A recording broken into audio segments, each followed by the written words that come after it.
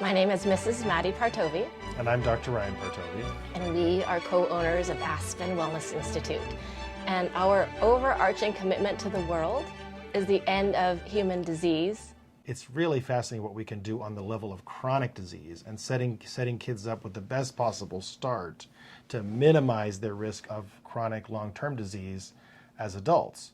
And all of that happens sort of in the first 6 months before, and then in utero, and the 9 months after is the most crucial piece. Yeah, well, and our kids deserve our best. Yes. And that doesn't mean that people aren't going to slip up. That's the thing. But our patients, there's an opportunity by educating yourself to learn, like, okay, wow, so what you're saying is that what I eat when I'm pregnant is actually the most important food that my child will ever eat. And so I need to be like on my top game during that 9 months. Wow, that's not something anybody else is really saying. Yeah, it's not something that people really know about, I think. I'm talking about a case study, right? Sure. Kiki, who willingly gives up this testimonial. Her first pregnancy was vastly different than her second. She took on the coaching, and her experience of she's very depressed and overweight in the first. Well, by overweight, you mean like she was retaining a lot of water, right? Yeah, she was retaining a lot of water, and she could tell she's inflamed. She had a vastly new experience with her second pregnancy. She took it on, and she could tell the difference. Yeah. Yeah, in her inflammation level, she slimmed out, and she had a really empowered birth. That whole journey matters. Yeah, and it really mattered for me as well. I'd say that without having taken on that complete lifestyle shift, I would not have done that 84-hour unmedicated home birth. I just would not have. So it has women be present to a power that innately exists within them. And then the second one was also unmedicated, 19 hours, very intense birth. And the way that I prepared for it and the way that these women prepared for it is like an athlete prepares for an athletic event. Yeah. Not consuming everything in sight, because that's just... It doesn't work. The normalized version, it doesn't work. Yeah, it doesn't work for what you were committed to, right? Like what we were committed to, but really what you were committed to, which is to go the extra mile, to do all the things, to really give our kids the best possible start. And that's one of those things it's hard to talk about sometimes, because all parents are trying to do their best for their kids, obviously. And I think that it's one of those things where I think we default to, and I've seen it in myself, where it's like, well, I'll just do what my parents did because I turned out and I'll be fine, and they'll be fine. And that's true. I'm not diminishing that in any way. But what I would say is, given that, my belief is that our goal, certainly our goal is, as parents, and I think the goal of being parents is to try to do a little better than our parents did. It's like, okay, well, my parents did this, I turned out, I'd like to do a little better than that. And so we offer all this information. I just want to provide this kind of as an initial, because I realize it's like we're kind of treading into to very personal waters for a lot of people. Yes. It's really about take what you can from this. And it's like, yeah, I'm married to a superwoman, obviously, right? But like the kind of labor that you did, it requires a lot of preparation. It's a lot of work. It's a lot of internal preparation and physical preparation and mental preparation. So I think that's something we can guide people through. What we're committed to is that women are in a place of choice. And I believe that to arrive there, you've got to know all of the options that are available to you so that you can powerfully choose which route you'd like to take. One of the best examples of this is when it comes to birth plans and people talking about how they want their birth to go. And I have had patients and friends who said, oh, I'm definitely gonna have a home birth, and that's how it's gonna go. And then they'll end up in the hospital because they didn't plan and then they'll have things that happen that they don't want to happen because they didn't plan for going to the hospital. So knowing what all the things are that can happen and mapping that out and getting a comprehensive picture. I would say comprehensive is a good word to describe our practice for sure. And I think that's how we approach things in general. You really have to, when your goal is to look at what is the origin, what's the cause of disease, and really address it from that level. You can't do that superficially. Right, and we want women to embody or have this sense of ease and of peace in making these choices because they're aware and they're empowered. Yeah. Okay, so next phase. Next phase. So after we now have a born baby, there's a lot of things that we can do. There's a lot of support that we provide mothers in terms of breastfeeding. We hear over and over again how women will have trouble breastfeeding or the baby won't take the breast. There's issues with lip ties, tongue ties, all of that fun stuff that people can deal with when they have a baby. And really what is optimal in terms of not just if we need to do formula, what kind of formula we'll do, but also when to start nutraceuticals, which nutraceuticals to start at what times, even how to introduce food. We're big into baby-led food introduction, and I actually have specific food introduction map that I've sort of worked out, which is very different from, I think, any of the so-called experts, most of whom are taking stuff that is 100 years old and updating it. I sort of looked at it newly and said, okay, well, if I was going to, using the latest science and the best evidence, if I was going to come up with something newly, what would that be? And it's pretty interesting. Yeah, the prime complaint of parents is that my kid is a picky eater. And that can be, there's so many things that we can do to program and refine their palate and not have them become chicken nugget and french fry kids or kids that will only eat specific things.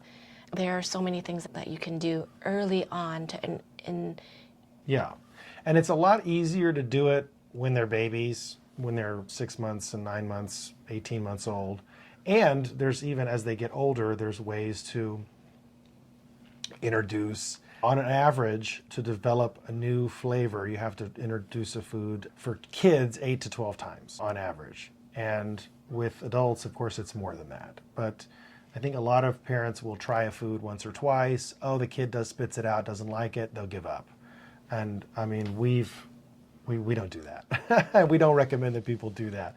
So, and sometimes it takes time. I mean, there's many times our second child will have spit things out and we keep doing it. And eventually he's like, all right, I can eat this. This is not going to, it's not going to harm me. Because that's a natural mechanism that especially young kids will have where they'll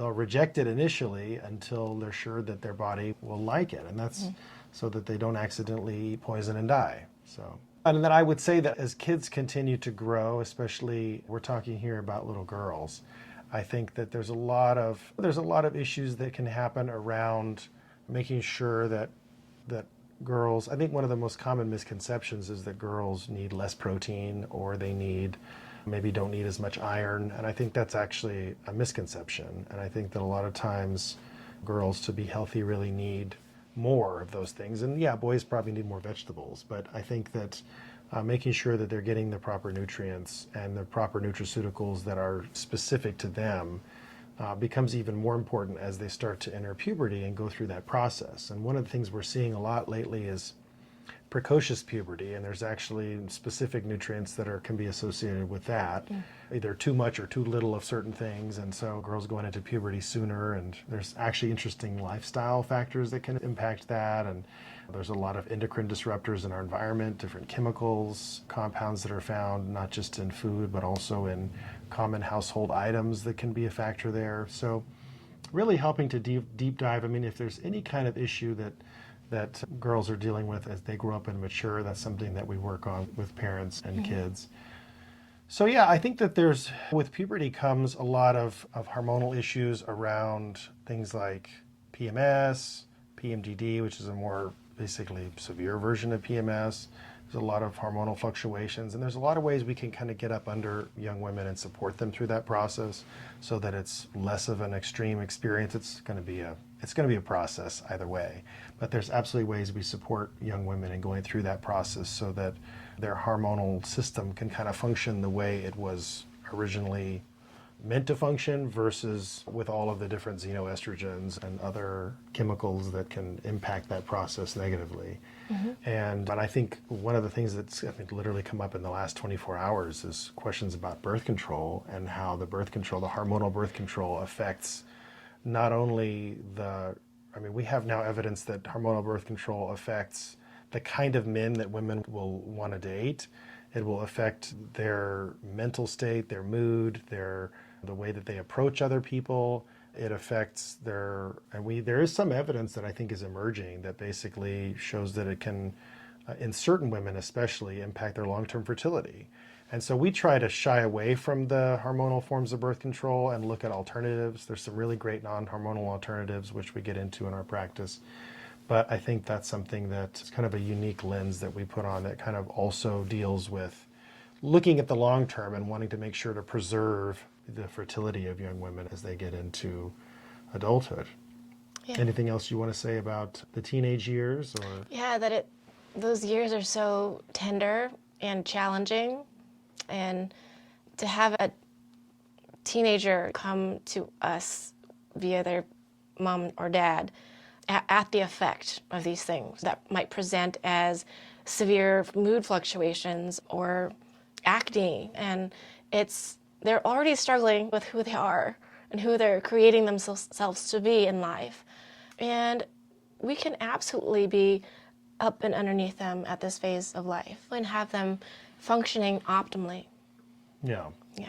Yeah, absolutely. So I think that then as women enter adulthood, I think that the biggest challenge that a lot of people are experiencing is related to fertility. And fertility is something which, as you have already mentioned, is something that we're having a sort of a societal-wide crisis around right now. And I would say that there's a lot of reasons for that. Most of them, I think, are environmental. Some of them are related to lifestyle.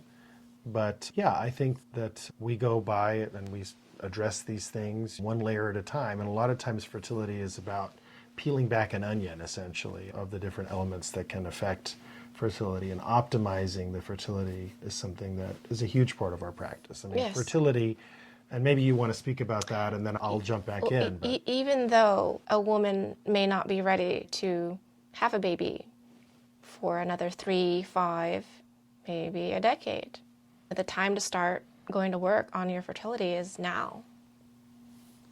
Yeah. Don't wait. Yeah, absolutely. And really, you want to think of fertility as something that you need to preserve, is what I would say. And this is a message which I think really needs to get out, because I think a lot of times people don't appreciate the importance of it. I mean, pretty much most women around 18 years old, 18 to 21, are going to be pretty fertile. But then once you get to about 25, your fertility starts dropping off. And then once you get to about 35, it starts dropping off precipitously. And there's a lot you can do to help slow that process down and to preserve the fertility, so that if you are someone in your early 20s, mid-20s, late 20s, even mid-30s and late 30s, there's a lot that can be done all the way up into the 40s. But the question is if we start those interventions, the earlier we start them, the longer we're going to be able to prolong that fertility. Yeah, many women have condemned themselves to a diagnosis like PCOS and doctors that tell them that you're never going to have babies. And I'd like to say that we deal in possibility medicine. We're going to do the investigation. We're going to unearth what there is to unearth and uncover what there is to uncover to optimize and to bring you back to a place to do the reset and to bring women back to this place where anything is possible. Thank you. Yeah. Yeah, and we've definitely seen people women who will come in and they've been given this sort of dire diagnosis of premature ovarian failure at age 30 and told that they're never going to have kids. And it's like, well, no, you actually have about 20 years where we can intervene here and reverse whatever process that has begun. and we do need to address it as soon as possible, but I would say in most of those cases we can absolutely reverse that process and give the body what it needs to be able to be fertile again. And so being told that you can't have kids is, I would say our success rate looking at using the approach that we do is about even 50% of the people who fail IVF, we can support getting pregnant naturally. So if people come to us long before they're going to IVF, oftentimes it's going to be a much higher percentage. So anything else about fertility before we move on? Okay, great. So then the main phase of a woman's life where we can really help intervene, which I kind of have alluded to, is this idea of menopause, right? Which a lot of times there's perimenopause, which usually starts, in some women it'll start earlier, and many women it'll start usually around age 45, and it's kind of 45 to 50. And usually the way that sort of the normal way that hormones are going to work is you'll kind of get, we're filming, so I have to reverse which way I move my hand. But you'll kind of go along, hormones will kind of start to go down a little bit, and then you'll get to age 50 and they'll fall off a cliff. And really what we're trying to do with bioidentical hormone replacement is we'll try to basically maintain the level of these hormones so that there's more of a plateau and there's not that fall off. And so the earlier we can intervene, because we can kind of prop it up, the better. So ideally, I mean, there's patients and the way that I approach hormonal supplementation is very different from most doctors even, who are going to be pursuing bioidentical hormone replacement. I'm looking at the whole hormone cascade, from cholesterol, which is where most of our sex steroid hormones, or all of our sex steroid hormones come from originally, that conversion of cholesterol into pregnenolone, which is called the great grandmother of all the sex steroid hormones, making sure that's there, making sure that the cholesterol level is high enough. I mean, no doctor you're going to go to is going to tell you, well, your cholesterol is too low. I mean, I probably say that to a patient, at least every 2 or 3 months. I'll have some person that come in, they're on a vegan or vegetarian diet, their cholesterol is super low, and they're wondering why they haven't had a period in 6 months, 9 months, 2 years, etc. It's like, well, because your cholesterol is too low. Your body needs cholesterol to make all of your other hormones. So we put that in. Then we take a look at, okay, well, if cholesterol level looks good, pregnenolone level looks good, what about DHEA? What about progesterone? And we kind of go through, there's this whole cascade, which there's a kind of like a diagram that I show our patients. And I try to put in the piece that's sort of the highest up that's missing, and then let the body take care of the rest. And usually we can do that in such a way that the body will, in fact, take care of the rest. And then only the things that are then missing would we then say, okay, well, at this level, there's another breakdown. Let's put some stuff in there, and that's going to take care of it. Most doctors who do bioidentical hormone replacement are putting in the end product. They're like, oh, you're a man, you need testosterone. Oh, you're a woman, you need estrogen, progesterone. Well, those are end products. And they're guessing at what the proper dose is for your body. They don't really know. They're going to do trial and error with it, which is the same thing that sometimes we have to do. But the point is that we do that only after we put in the precursors, we put in the raw materials. We've given the body a chance to make what it can make and do what it needs to do. And I will tell you that at least half of our patients, that's enough to resolve their symptoms, because their body is able to pick back up, especially if we catch it early enough. Their body is able to pick back up and produce the hormones that it needs. And that's a fundamentally different approach, I think, than really anybody else. I mean, maybe a few of my colleagues on the naturopathic side are doing in terms of bioidentical hormone replacement. Will you briefly make the distinction between bioidentical hormone replacement therapy and, I'd say, synthetic hormone replacement therapy? Yeah, well, I mean, so the traditional hormones that were prescribed for many years to women were actually, in the case of Premarin, that was basically conjugated equine estrogens, literally horse estrogens, that were isolated and used as a pharmaceutical, really hormone agonist. One might argue actually endocrine disruptor, hormone disruptor in many ways is what they were. But to provide this estrogenic effect, to be able to bind to those hormone receptors and trigger them, were associated with all sorts of different toxic side effects, including an increased risk of certain cancers. And similarly, Provera, which is the progestogen, which is the synthetic analog of progesterone. They're able to bind to these progesterone receptors, provide you with some of that progesterone effect, but again, with all these sort of unwanted side effects. And so that's not at all what we do. Obviously, I never prescribe those in my practice ever. But what we do is with the bioidenticals is we are using hormone that's compounded. It's made through a process by which we're actually able to create the exact identical to what your body produces hormone, and then you're able to get that in your body through, there's different ways of doing it, orally, through the skin. We do a lot of intravaginal hormones now because I find that those are really help keep the levels really stable. But yeah, I think that's the big difference, is that we don't see in the studies that have looked specifically at bioidentical hormones, especially when you balance the estrogen and the progesterone together, we don't see the increased cancer risk that you see in the studies using these synthetic hormone analogs. The other thing I think is really important to mention is that there's three main estrogens, this is specifically for women. There's three main estrogens. There's estrone, which is kind of like our body's pro-proliferative, pro-cancerous estrogen. It's E1. And then there's estradiol, which is E2, and that one is sort of neutral. It can kind of go either way. And that's the main estrogen that women produce. And then there's estriol, which is like our body's E3. That's our body's own natural phytoestrogen almost. It's anti-cancer, anti-proliferative. So we have these sort of three estrogens that stay in balance. And we want to make sure that the E2 and the E3 especially are basically out balancing or weighing out the level of E1 so that we're not tipping things toward cancer. And that's how we do it, basically. We're only supplementing.